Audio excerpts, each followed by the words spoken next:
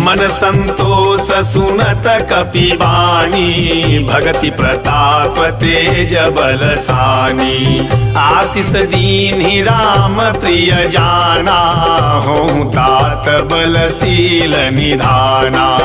अजर अमर गुण निधि सुत होहूँ, करहूँ बहुत रघुनायक छोहूँ।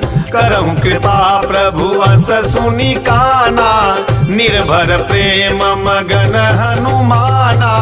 बार बार नायसी पद सीसा, बोला बचन जोरी कर कीसा।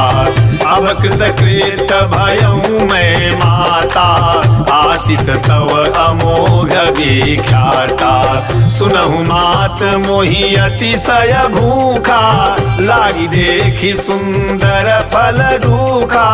सुन सुत करहि विपिन रख